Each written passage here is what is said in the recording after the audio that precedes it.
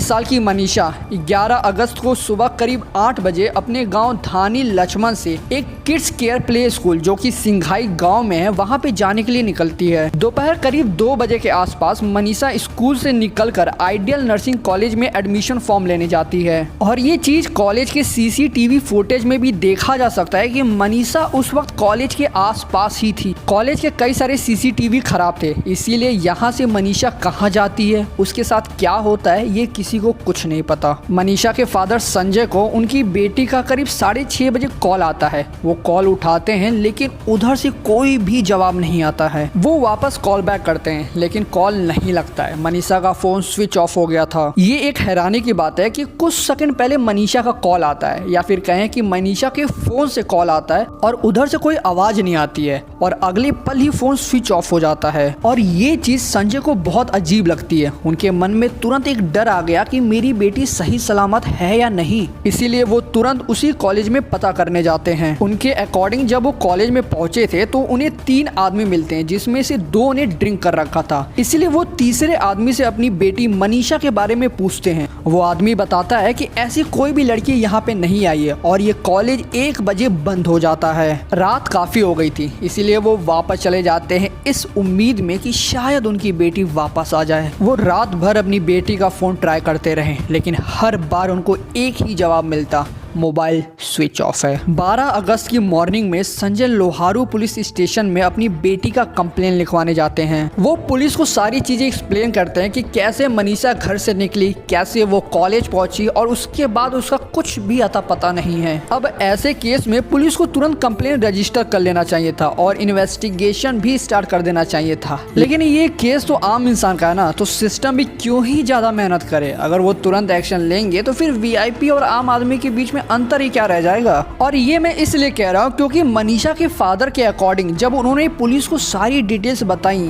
तो पुलिस का कहना था कि भाई साहब आपकी बेटी किसी के साथ चली गई होगी, थोड़ा रुक जाओ, 2-3 दिन में वापस आ जाएगी अपने आप। अब मैं पुलिस के इस बिहेवियर को मान लेता हूँ कि कई बार ऐसे केसेस होते हैं जिसमें लड़की किसी के साथ चली जाती है, लेकिन इसका मतलब ये तो नहीं है कि पुलिस हर केस को सेम नजर से देखे। उनका ये काम है कि अगर कोई उनके पास प्रॉब्लम लेके आ रहा है तो उसको अच्छे से इन्वेस्टिगेट करके सॉल्व करें। मनीषा के फादर पूरे दिन पुलिस वालों से कहते रहे कि मेरी बेटी का चल के पता लगाइए, लेकिन पुलिस तो पुलिस है। शाम के 4:30 बजे के करीब पुलिस इन्वेस्टिगेशन स्टार्ट करती है। वो संजय के साथ उस कॉलेज में जाते हैं और वहाँ पे वो नॉर्मल सा पूछताछ करते हैं। मनीषा के फादर के अकॉर्डिंग पुलिस वहाँ पे पहुँचने के बाद भी केस को सीरियस नहीं ले रही थी। अब मनीषा गायब है, ये चीज लोगों को पता चलने लगती है। कई सारे गाँव के लोग प्रोटेस्ट करने लगते हैं। वो रोड पे उतर आते हैं कि पुलिस प्रॉपर इन्वेस्टिगेशन क्यों नहीं कर रही है। इन सब चीजों की वजह से होता ये है कि 12 अगस्त की शाम को लगभग 7:30 बजे पुलिस मनीषा केस को लेकर एफआईआर रजिस्टर करती है।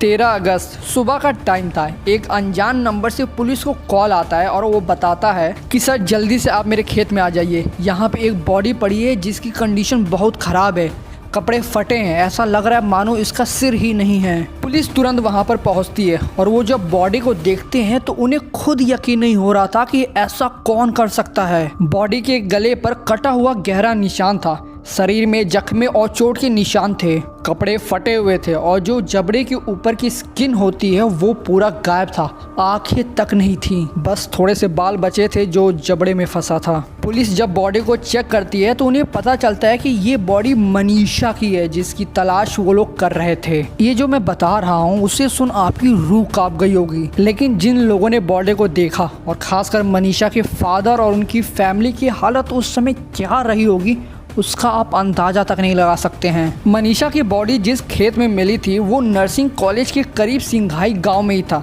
मतलब मनीषा की बॉडी जहां पे मिली और जो कॉलेज का लोकेशन था उन दोनों के बीच में डिस्टेंस लगभग 1.5 या 2 किलोमीटर रहा होगा। अब इस चीज से ये मतलब निकाला जा सकता है कि मनीषा के साथ जो कुछ भी हुआ है वो कहीं ना कहीं कॉलेज के आसपास ही हुआ होगा। अगर पुलिस अपना काम सही से करती, अगर वो 11 या 12 को ही प्रॉपर एक्शन ले लेती तो शायद मनीषा के साथ जो होने वाला था वो ना होता।